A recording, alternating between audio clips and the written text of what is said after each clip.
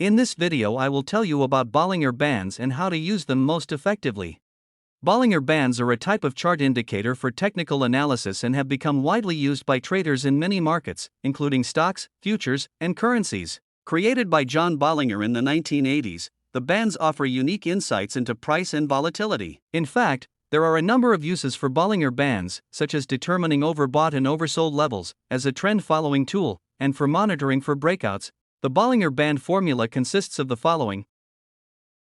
Overbought and oversold strategy. A common approach when using Bollinger Bands is to identify overbought or oversold market conditions. When the price of the asset breaks below the lower band of the Bollinger Bands, prices have perhaps fallen too much and are due to bounce. On the other hand, when price breaks above the upper band, the market is perhaps overbought and due for a pullback. Using the bands as overbought/oversold indicators relies on the concept of mean reversion of the price.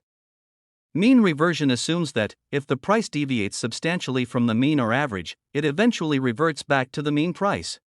A tool for trend traders and faders. Having established the basic rules for Bollinger Band bands, we can now demonstrate how this technical tool can be used by both trend traders who seek to exploit momentum and fade traders who like to profit from trend exhaustion or reversals. We can see how trend traders would position long once price entered the buy zone. They would then be able to stay in the trade as the Bollinger Band bands encapsulate most of the price action of the move higher. As for an exit point, the answer is different for each individual trader, but one reasonable possibility would be to close a long trade if the candle on the candlestick charts turned red and more than 75% of its body were below the buy zone. Using the 75% rule, at that point, price clearly falls out of trend, but why insist that the candle be red?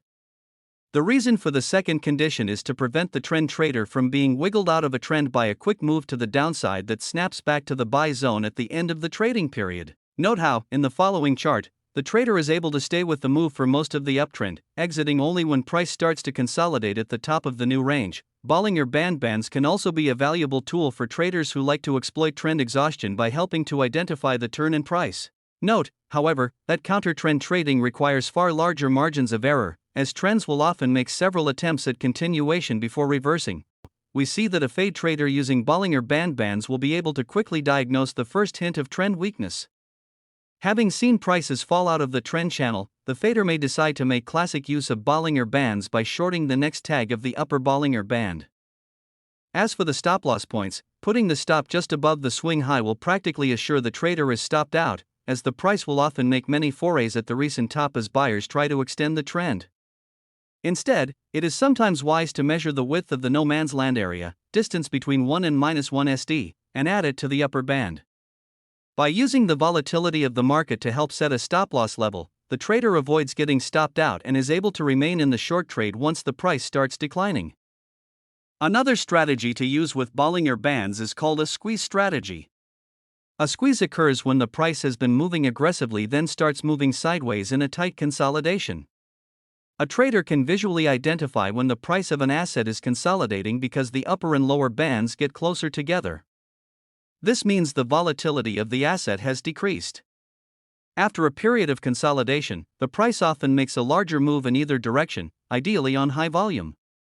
Expanding volume on a breakout is a sign that traders are voting with their money that the price will continue to move in the breakout direction. When the price breaks through the upper or lower band, the trader buys or sells the asset, respectively.